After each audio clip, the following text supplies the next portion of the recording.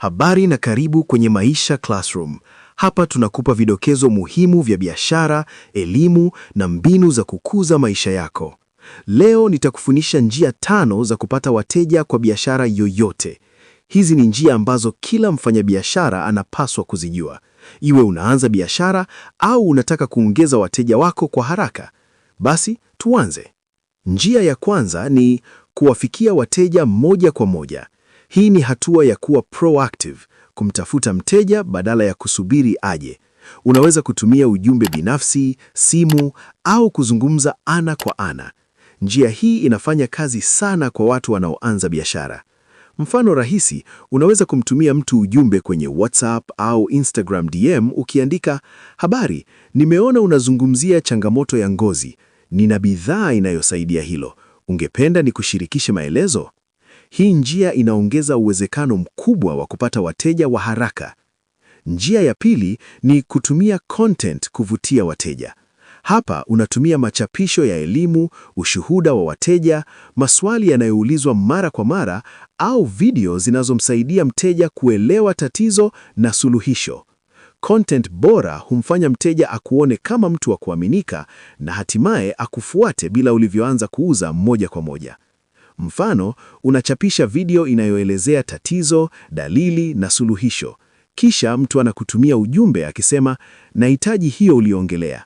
Hii ni njia ya kuvutia wateja kwa kuonyesha ujuzi wako na suluhisho halisi. Njia ya tatu ni matangazo ya kulipia kama Facebook ads, Instagram ads au TikTok ads. Hii inakufikisha kwa wateja wengi haraka. Kwa mfano, unaweka tangazo la bidhaa yako kwenye Facebook, watu wanaobofya message wanaanza kukuuliza bei na maelezo. Hii ni njia nzuri kwa biashara zinazotaka kukua kwa kasi. Njia ya 4 ni ushirikiano na affiliates. Hapa unashirikiana na watu wengine au biashara nyingine kutangaza bidhaa zako. Wanafaidika kwa commission na wewe unapata wateja wapya bila kazi nyingi. Mfano, unaruhusu influencer au mfanyabiashara mwenzako kutangaza bidhaa yako. Kila mteja anayepatikana kupitia wao analipwa asilimia. Njia hii huleta wateja wapya kwa urahisi. Njia ya 5 ni kupitia rufaa. Hii ni pale mteja aliyeridhika anapokutangaza kwa wengine. Wateja wa aina hii hufanya maamuzi haraka kwa sababu wana imani na wewe. Mfano, mteja anamwambia rafiki yake, "Nenda kwa huyu, alinisaidia sana na huduma zake ni bora."